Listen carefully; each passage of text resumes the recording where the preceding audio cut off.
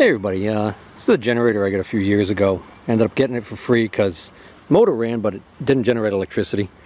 Ended up doing a repair on it, ended up being a simple part. Capacitor and the generator part there was bad. And then we didn't use it. It was basically just something for emergencies, or that was the plan.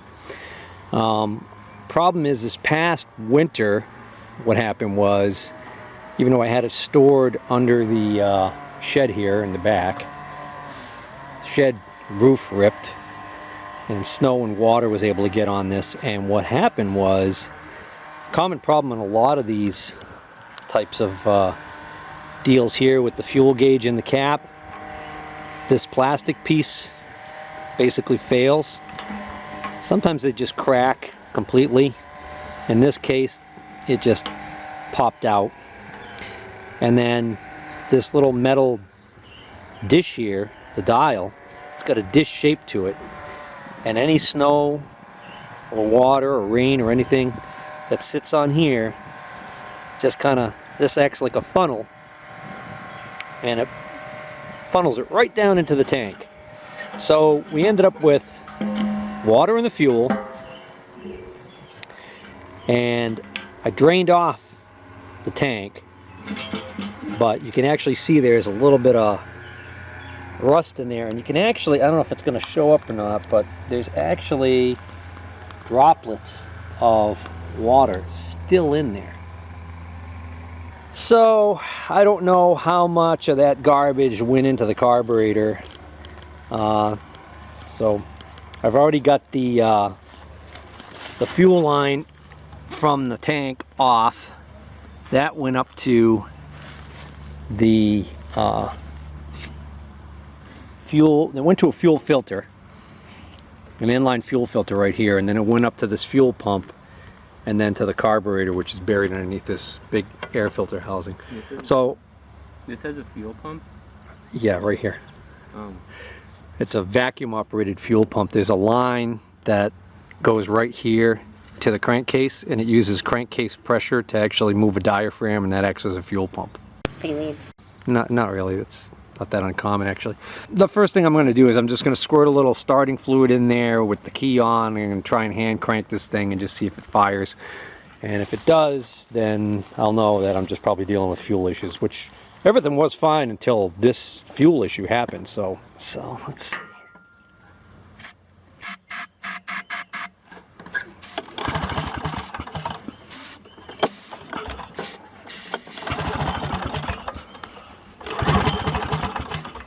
Nothing. Problem with the can, doesn't want to spray because it's too empty. It doesn't want to spray upright. Alright. That's all I needed to see. So now I know it'll run if we straighten out the fuel issue. Alright, so I got my auxiliary tank on here and I got fresh gas in there. I'm going to see if I can get this thing running. If I can get it running off of that, even if it runs rough, I might be able to run some sea foam through it and clean up the carburetor without having to take it all apart.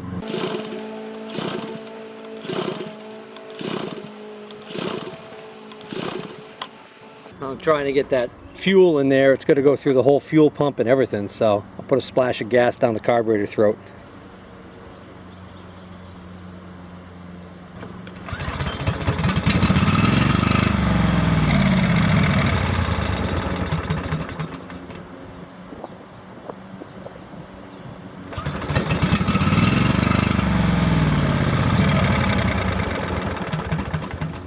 Yeah, I got a feeling that carburetor's gonna need work. Well, I just popped the screws out so I could get this out of the way.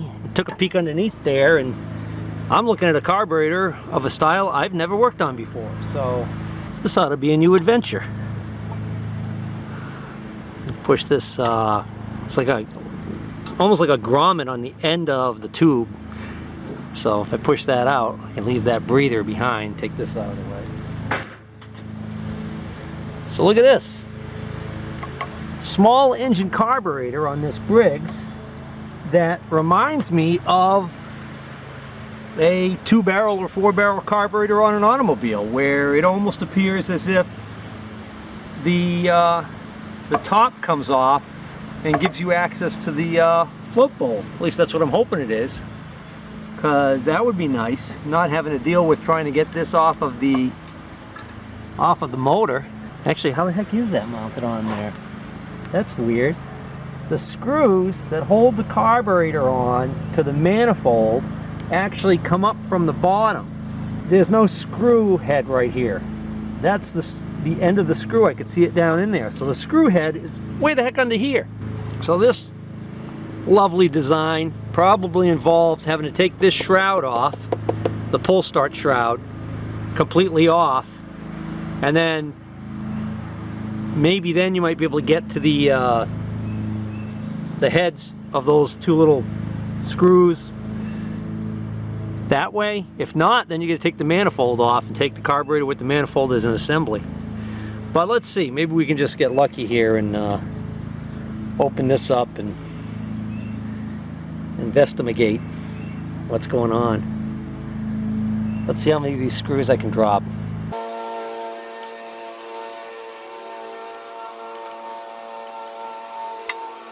This little nipple right here with no pipe on it, in case you're wondering, that's probably a breather for the float.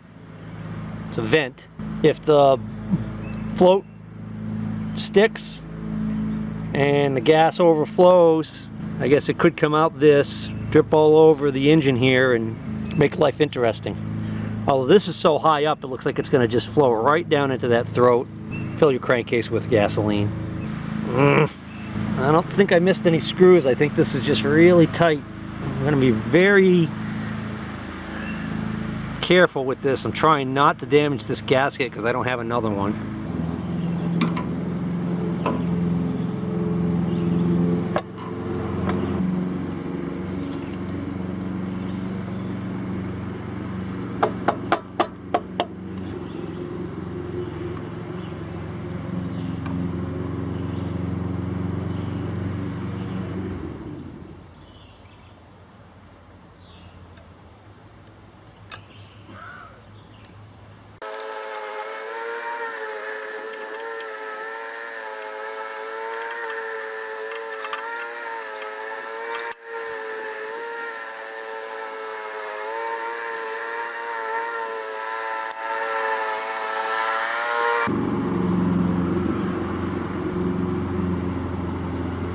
How is it different?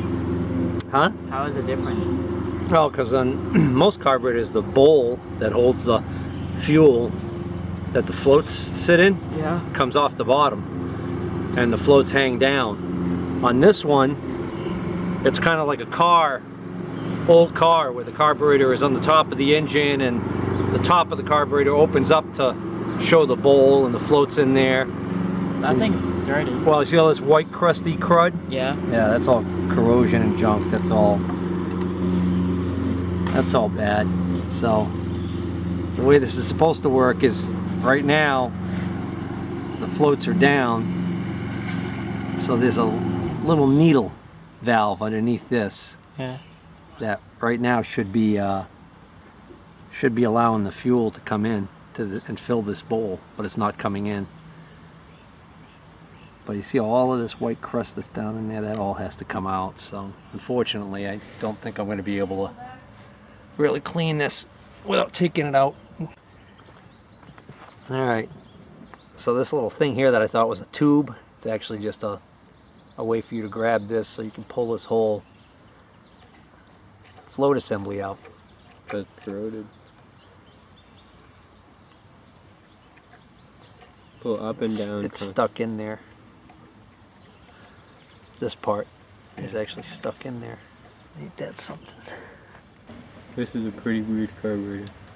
Well, it's more like a car. It's how like a 4-barrel on a old car would be, where the top of the whole carburetor opens up and shows you the floats inside. This is weird though. How this is not coming out. That's certainly would explain why it's not getting any fuel. Let's see. Alright, I gotta get a pick so I can try and pry from the back.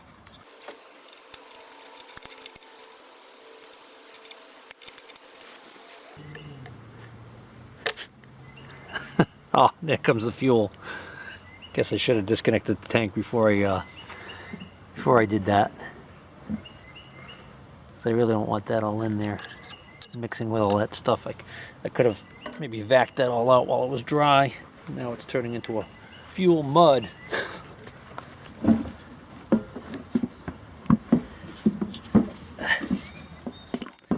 All right, get this gas tank off. What are you doing? Getting this needle valve out.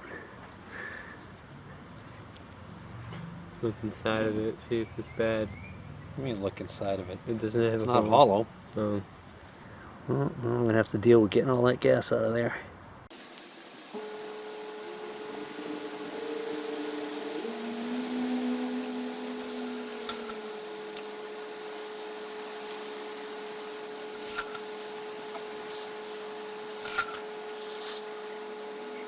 You have a small spoon? Well, I got a little, you get one of those little acid brushes. I'll use one of those. Probably get a lot of it out with that. Then take the pick that you had. Pick the corners. Pick your nose. Pick your butt. Just made this little like spoon thing. Like I told you. Ooh, yummy. Don't throw in my go-kart.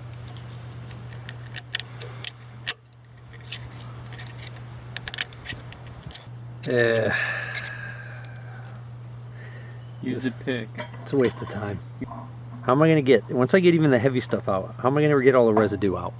I can't like fill it up and spill it out without taking the carburetor off. That's the point.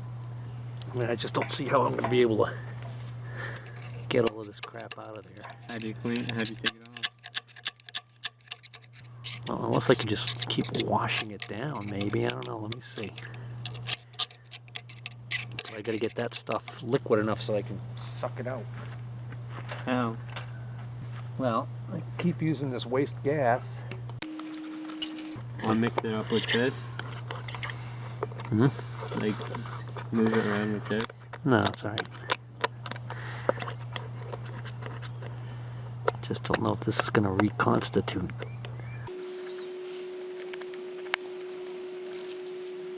Yep, you took them out. Took some out. I don't want to use a shop vac to suck this out because I'll be sucking up all gas fumes, and you don't want them to go through a shop vac because it could start a fire. I'll put the hose on the shop vac on exhaust and just use it as a big blower. Stand back.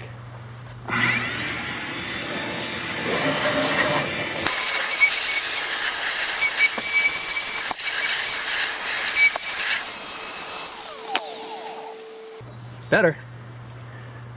I think I spoke too soon. I think I am going to be able to clean this out enough without having to take it all the way out. I need something that can go down further in there though. This is the Put like the problem area is way down in there. put a cotton swab on that. I just need something to be able to reach down. I need maybe a straight pick that's got a straight tip on it, so I can go straight down in there. Yep, let me go get one. All right, I scraped and scratched with small picks and stuff and cleaned this out pretty well, and I just kept blowing it out with the vac, and it was doing pretty well, except the actual area where the needle seat is. I can't really blow air into there because there's gas still in this line, and I don't want to force debris back down in there. So what I'm going to do is I'm going to disconnect the line right here, and then I'm going to just flush that, back flush that out.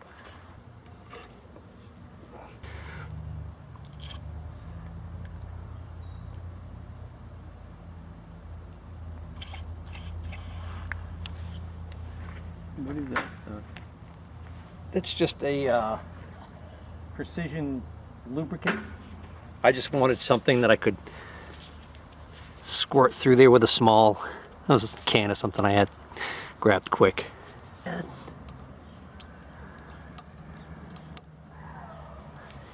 Still a little bit of crud in there.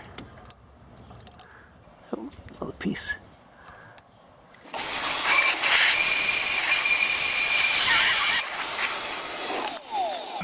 Alright, clean the needle valve. Okay, so now that I've cleaned up everything, I want to reassemble the float and needle assembly, and I have to make sure that this little groove on the back of the needle actually sits in this slot, and that's what actually is going to have a action to pull up on that needle. So if you don't insert this in the slot, then you have to rely on the pressure of the fuel to push the needle back up, and that might not happen, especially since this will probably be pushing down on it. Hey, do you think this battery will take a charge? I don't know. Wasn't that great to begin with. Is that still sticking? It feels like it's sticking. Yeah, that still feels like it's sticking. That's going to need to be cleaned out better. So the needle valve was sticking, so I'm going to just try and find a drill bit close to the diameter. Actually, quite a bit smaller, but I'm going to take up the space with this tissue. I don't really want to be using the drill bit to actually try and rub the sides, because it'll be too aggressive. I'm just using the drill bit to allow me to spin this paper towel in there and see if I can't clean off those walls a little bit better. Alright, there was some stubborn white calcified buildup on the wall of where the needle goes in here, and it was causing this to get stuck. Now this, if I drop it in, it drops in freely. Doesn't get hung up. Seems to move freely. I think it's going to be okay. It's basically the force of the fuel trying to get in here pushes that up, and what stops it from being able to come up, if there's enough fuel in there, is the backside of this pushing down on it.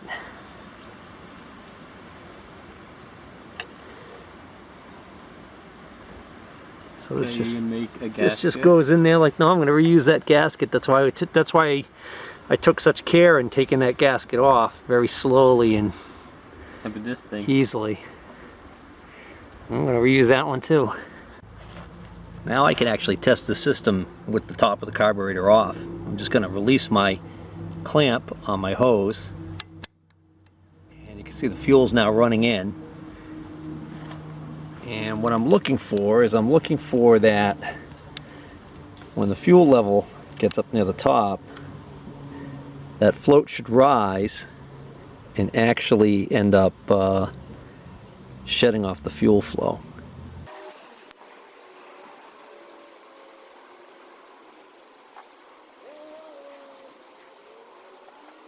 Yeah, I see the float coming up.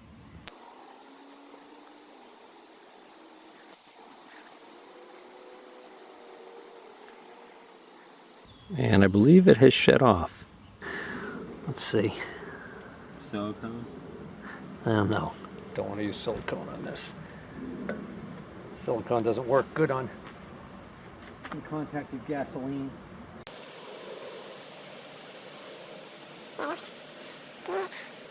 Goes down in there like this.